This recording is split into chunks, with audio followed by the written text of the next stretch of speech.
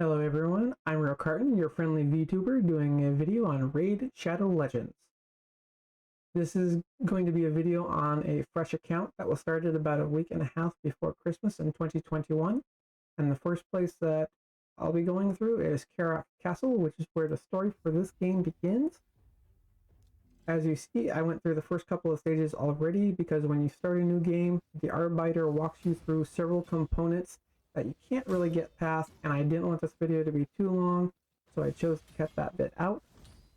I'm sure most anyone watching this video has seen or heard about Raid Shadow Legends in some fashion, whether you tried it and thought it wasn't for you, or maybe you thought it was kind of awful because the champions you were really wanting to get just weren't showing up. This game is known for its heavy RNG functions, which basically run nearly every aspect of the game. This takes place from the champions you get when using shards in the portal, to the rules you get on your gear when upgrading the equipment for your champions. There are many aspects to this game, and they all become more intriguing as you go through. That being said, you'll notice that this account will be gaining several levels very quickly because it is a new account, and these levels primarily do two things. One, they increase the max energy the account has for its daily cap, which primarily only affects the amount of energy the account will recover passively when the current energy amount is below the max. This in no way means you are limited to that amount of energy. There are several ways you can keep adding energy, but that is beyond this video.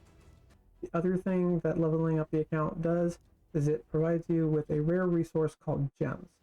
This is another aspect of the game beyond the scope of this video, but it is a good idea to mention this as they can become relevant very quickly. I urge you to use caution with gems as they have multiple uses in the game, which makes it very easy to end up in a hole when you need them most.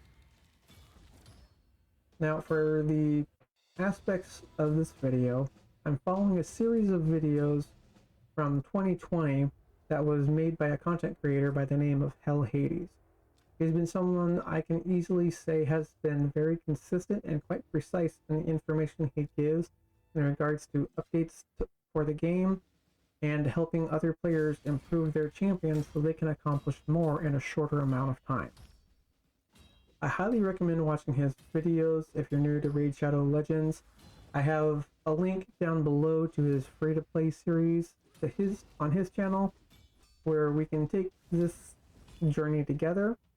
Also, if you like this video, be sure to hit the like button and feel free to subscribe to my channel if you want to see more videos similar to this from me. I'd be glad to take this journey of discovery with you.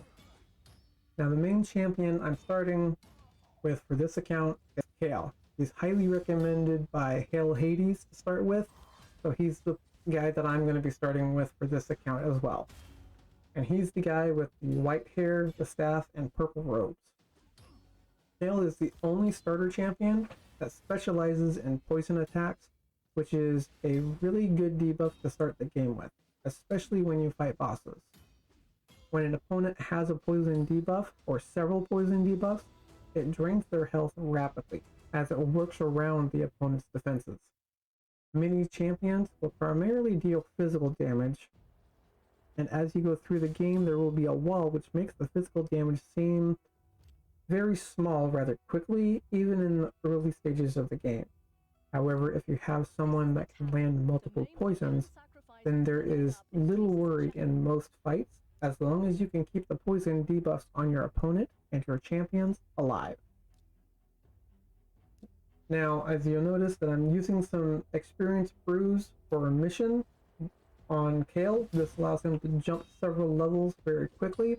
It does cost a bit of silver, so exercise caution when using experience brews, because using an experience brew for the same affinity champion grants them an enormous amount of experience. However, using an XP brew of a different affinity from the champion that you're putting it into, they will only receive a portion of the experience. So it's always better to match the same affinity brew to the champion that you're wanting to put it into in order to make sure they get the most benefit from it.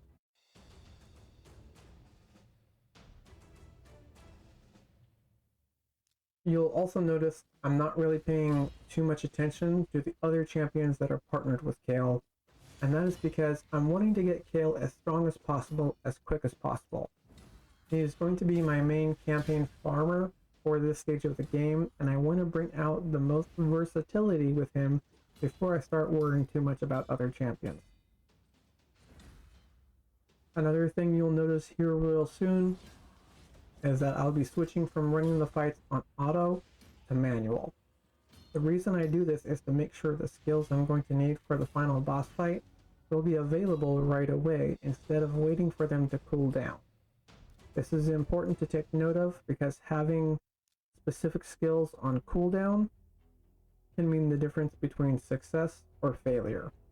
Failing a mission only gives partial experience, which is not something anyone will want early in the game. Maximizing the experience for the champions at the start is a great way to set the tone for your intentions on getting your champions where you want them to be. So I'm going to go ahead and let this run for a little bit, and you'll kind of see how the dynamic works between auto and manual. And then I'll come back near the end and wrap it all up. See you soon.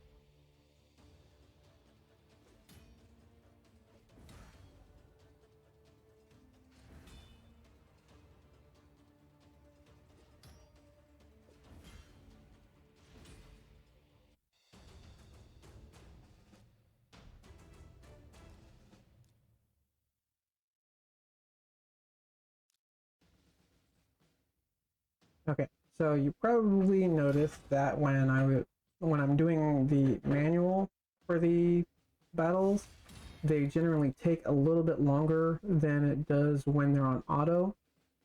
Um, the trade-off to that is by manually doing the fights, you basically get to choose precisely how you want the fight to go, which can save you a lot of headache because there's times where the AI doesn't really make the best choices.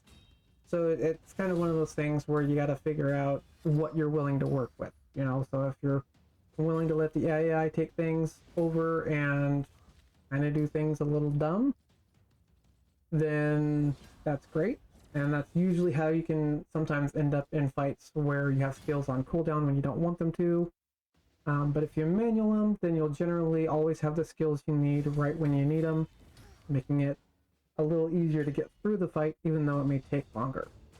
But another reason I wanted to manually run the fights near the end is because I was going for a specific stopping point to use a couple more XP brews on Kael, which gets him to the max level 30 for the 3-star, and then that allows me to take the other champions that I have and feed them into Kael so he can get to that 4th star, and I'm going to take off their equipment if they have any, because I want to save that equipment for another champion to kind of keep things going.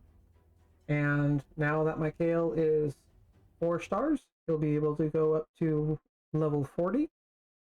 And I appreciate you stopping by to check out my first video on Raid Shadow Legends.